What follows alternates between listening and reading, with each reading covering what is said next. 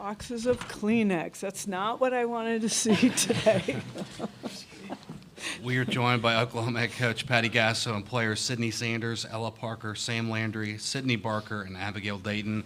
A reminder to please silence your cell phones and give your name and media affiliation when you get the mic to ask a question. Recording of the press conference with the cell phone video is prohibited. If you're on the Zoom and want to ask a question, hit the raise hand function. We'll start with an opening statement from Coach Gasso, go to questions just for players, and then back to dismiss the players and go to questions just for Coach Gasso. So if you have an opening statement, feel yes. Congratulations to Texas Tech. They earned that. They played well, they hit well, they pitched well. So well-deserved. And just extremely proud of this team, who they are first, and what they do second. And it's been a joyous ride. And if you would have ever asked me, I think I've already said this a million times, but we're standing at the World Series as one of the top 3 teams left with a team of 14 newcomers. And I just shared with them in the locker room how much fun I had with them, coaching them, watching them grow, watching them be hungry, watching them never quit. And the amount of rebounded, like extra inning or last inning heroics and come from behind wins has been something incredible. So as much as I need a break, I'm really ready to have them come back and start over again, because I think we learned so much and we're going to be that much better, lessons along the way. But what I hope is that they learned lessons about themselves, and turning from girls to women is really important to this program, and giving them life lessons and versing them in things that will help them throughout life. So it was an emotional, amazing, one of my favorite years of all time, I must say. Okay, we'll start questions for players, front row left. Ryan. Ryan Aber from the Oklahoman. Sam, what was this like for you as the game wears on, going head-to-head with Nyjah and what she was able to do, and just what was the emotion as, Abby does what she did there in the top of the 7th, and you've got to go back out there, and just the way that unfolded? Yeah, I'm really proud of Abby. I thought she did absolutely amazing. I thought she was on Nyjah all day. Hats off to Nyjah. I thought she threw a very good game. And, as the game went on, I just kept telling myself to just to leave it all out there. So that's what I did. And then what was that moment like afterwards with Jerry? I know obviously y'all are very close. And yeah. No, it was bittersweet. I wished him luck going forward. I think neither one of us wanted this to be where we met in postseason. So super happy for them. That's a lot of my old teammates, so I'm glad they're getting to experience. I'm glad I had the experience I did here at Oklahoma, and it was definitely God's path for me. Okay, we'll stay front row left. Jenny. Jenny Carlson with the Oklahoman. Ella, Sam, and maybe Sid, if you guys, Sid Barker, if you guys could address this. I mean, obviously you're losing some seniors, but despite the disappointment of this game, I didn't sense a lot of slumped shoulders or, sort of sagging heads. What's the emotion for you guys as this season and this night comes to a close? I'm just so proud of all this team has accomplished, especially just coming from the fall to now. We've grown so much together, and just to see the amount of growth we've taken as a team, it's just so cool to see where we ended up. And we're never going to give up without a fight, so just being able to overcome that. I agree with Ella. I think it's hard to get sad in the middle of a game when you know that God already wrote the story. So just relying on him, we knew it was going to turn out exactly how he wanted, and I think they're ready to go next season, and I'm ready to take a break for a minute. Okay, we'll stay front. Okay, sorry. Yeah, it's hard to be sad when you have these girls next to you, no matter wins or losses, like Sam said. So we just really believe that the end is already written, and being here together is a blessing in itself. And like I said, it's really hard to be sad when all we're doing is praising God and giving him the glory and just having fun out here with our best friends. Okay, front row left, Brady. Brady Vernon, Softball America. Just, Abby, how much did your previous matchups with Nyjah in the Pac-12 really carry you over into tonight and your confidence going against her?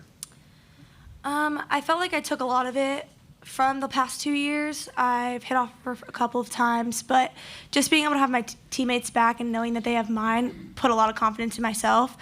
But yeah, I definitely understanding how she throws was in my mind. I was able to kind of use that. But having these girls behind me, it gives you all the confidence in the world, even if you don't know who you're playing. So that's nice.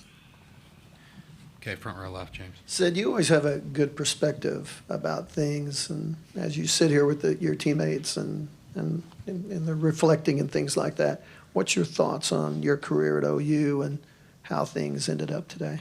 I honestly think it was like a very cinematic way to go out. God's presence was shown. I mean, Abby literally came up 0-2 and hit a ball. Like, that is insane. Like, I don't know. I'm still in shock. I think it was a great way to go out, honestly. I'm very proud of this team. Especially, we literally had 14 new players. That is something that you've never seen before. Coming to the World Series, everybody was against us. I mean, we ended up in the semifinals, and I think this team's going to go a long way, regardless of if I'm not here or not. So I'm very proud to end my career like this. Okay, front row right, Ryan.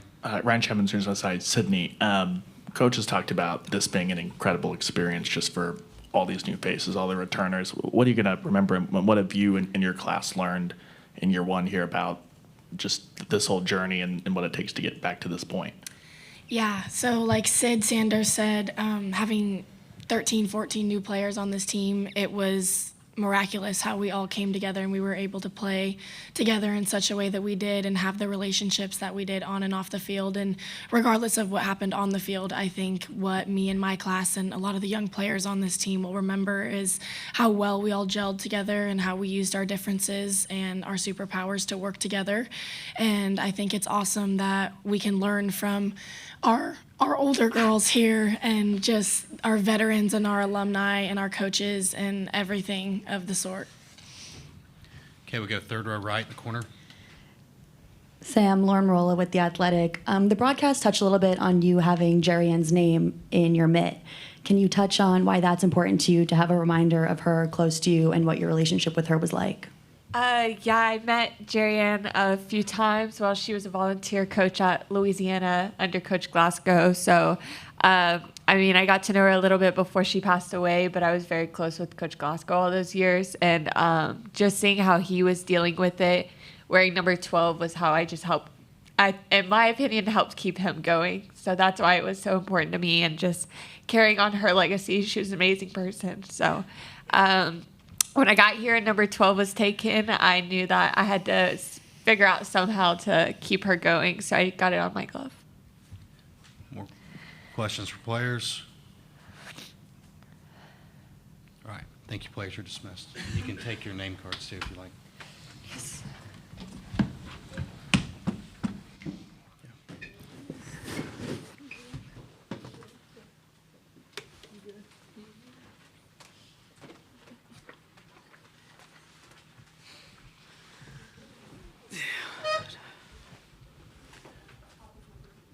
All right, we'll start front row right with Eric.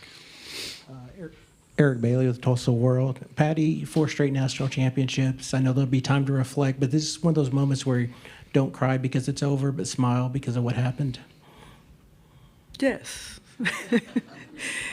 I haven't felt this in a while, so no one's feeling sorry for me about that, I'm sure. But it's always, you always want to raise a trophy and just celebrate down at Toby Keith's place. That's kind of been our place for the last 4 years. Yeah, I just, I don't know. It's hard to talk about. I'm really excited for the future, but I was really, really pumped for Sid Sanders to have her best softball when it was needed, and it finished that way. Tonight was a tough night for Sam Landry. a lot of emotions for her because of her connection to Louisiana and now them all at Texas Tech. So I was really proud of her because that could have really been a very tough situation. And she handled it really, really well. There was a lot of emotions going on for her, as you could have already heard. So it's hard to lose. This was the most enjoyable season I've had in a long time. And us as coaches really feel that. Everybody kind of jumped on board with us. They believed in what we were saying. They carried on the championship mindset. They grinded on the field every single day. And there's some future superstars on this team, and I'm really excited about that. But they had to grow through Sid Sanders and some of these others that have been around, Ella Parker. We're still going to be a young team next year, but extremely excited about it. I just don't want to think about it right now because this does feel they've done some miraculous things, and you witnessed one that just happened not long ago with the walk-off with 2 strikes and it being Abby Dayton. So their ability to believe has been unbelievable this season. Okay, we'll stay front row right to Jesse.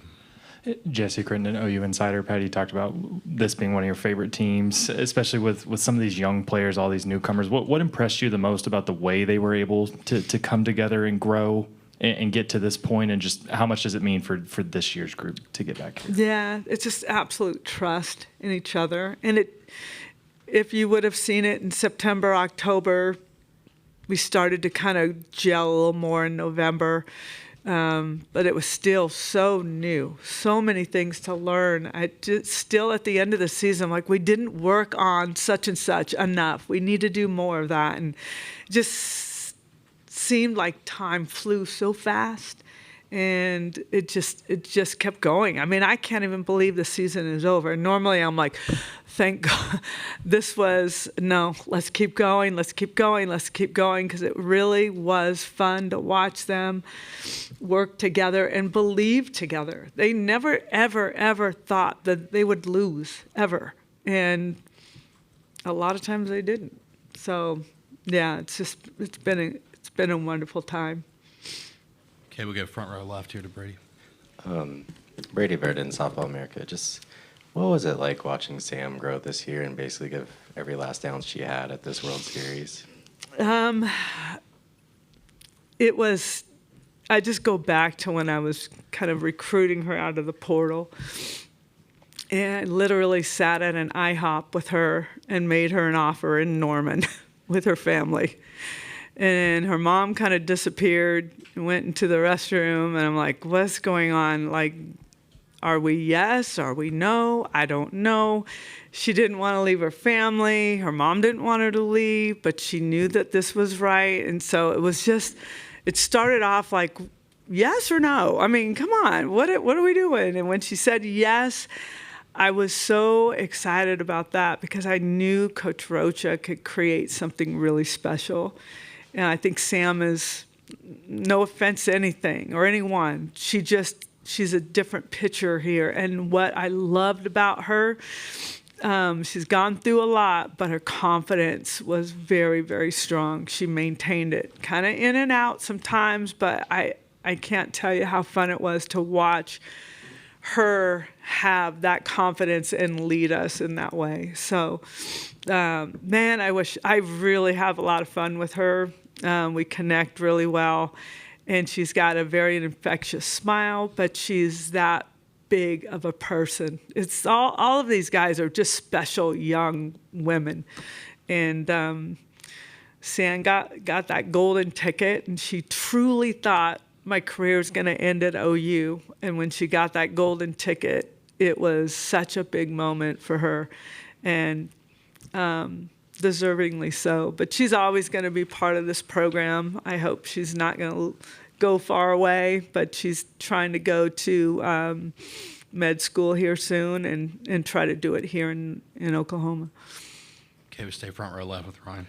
Ryan Aber from the Oklahoman. Patty, just wanted to ask you about the sort of roller coaster ride of emotions there over the last little bit of the game, from being down to the last strike, and Abby obviously jumps on that 0-2 pitch, and having to get refocused there going out in the seventh, and then just the lead up to that final at bat with the talks you were having out there with them.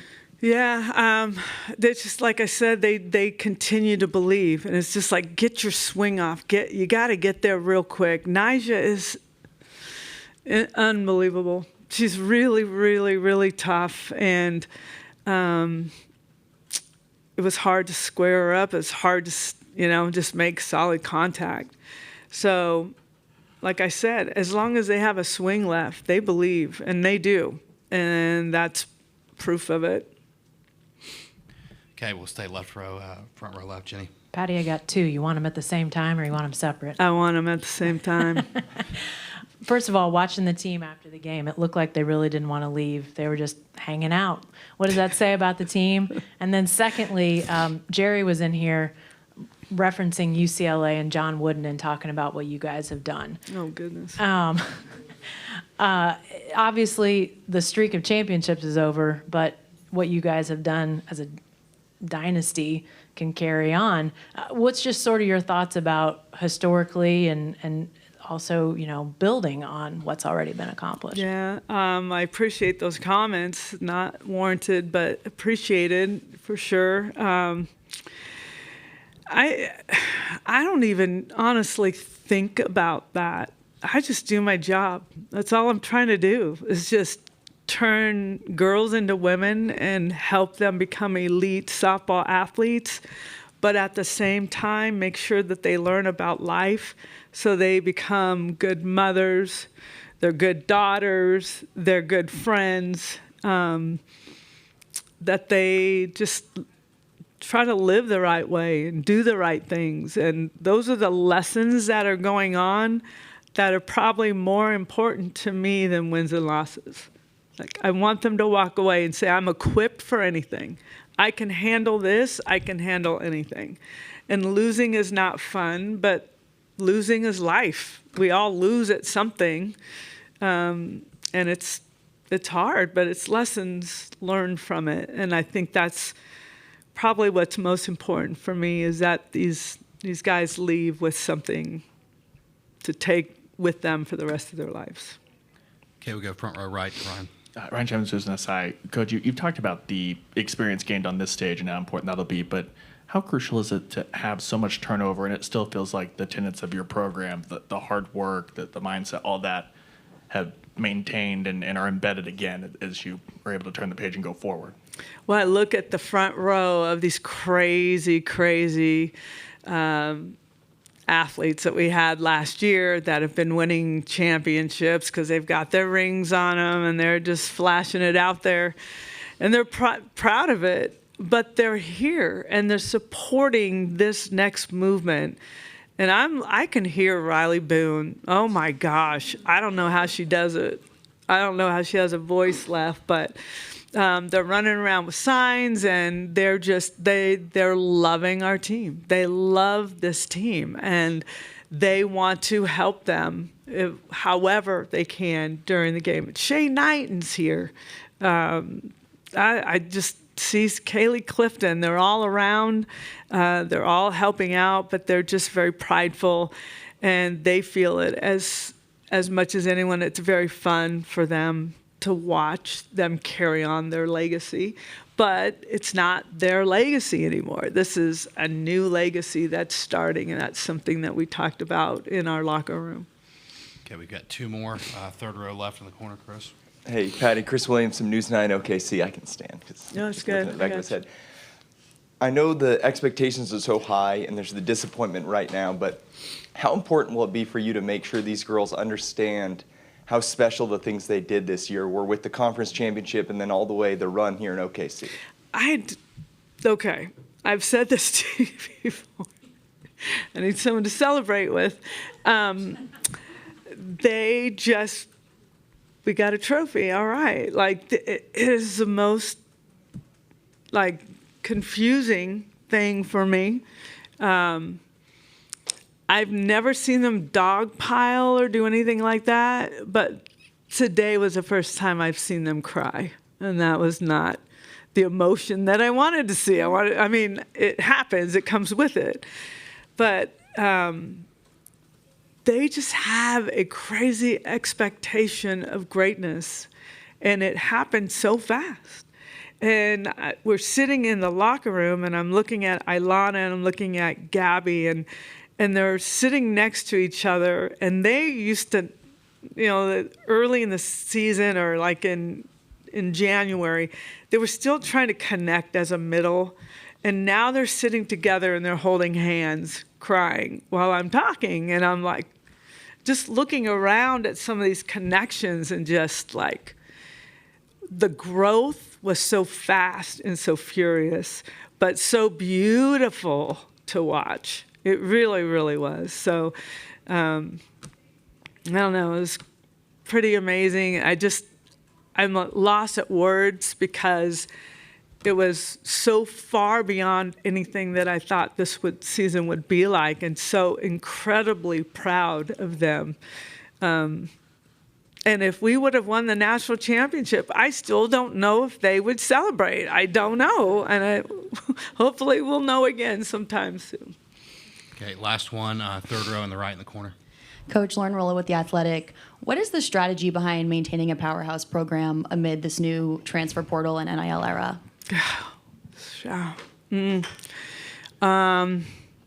Quite honestly, getting players in your program that are 100% bought in and that are 100% behind the program, the coaches, teammates, etc. This day and age, I think there's a lot of, I'm not playing here, I'm going somewhere else, that's fine. Didn't bother me at all. I wish anybody ever, I've never tried to stop anyone if they're ever trying to leave, because I want them to find what they want. And if it isn't here, then it isn't here. And I'm not trying to read into anything. I'm just saying that the right people need to be in your program, giving everything they have. So can I go in the soapbox for 1 second, please, everyone? Because I'm old enough, I don't care what anyone thinks anymore. This isn't going to be a bad thing. I see Joe. Don't worry, Joe. This isn't going to be bad. And I'm not saying it. Look, I've been in this tournament enough, and there's one thing that has to change, and I've got to say it out loud, and I hope the committee is going to look at this. If we are all about women's athletics and women's sports and rah-rah, do not make us play double headers to get to a national championship series. Do not do that. Don't do that. They don't do it in baseball. It should not happen. So if we were to win, or if Texas Tech were to lose and they made it all the way here undefeated, if they were to lose to us and then we have to play another game right after, that is not fair. It's not fair to them more than it is not fair to us, because we didn't get there on the road. They did. But we've got to make changes. We've got to put money into this. People will watch. They'll come back and they'll watch the next day. I believe that they will, because this is one of the most watched championships in any sport. It's softball is one of the top. So why wouldn't you want to come back and watch that if game? Or would you rather watch us have zero energy left and you're not able to throw your best because you're just trying to scrap it together? It's unfair for the athletes at this high level. So that is my soapbox. Please, let's try to change that. Even if it's going to cost a little bit of extra money, these athletes deserve it. And thank you all very much. Thank you for listening. There you go. That'll wrap things up. Thank you, guys. A reminder, Texas, we'll talk at noon tomorrow, and Texas Tech, we'll talk at 12:30. Thank you.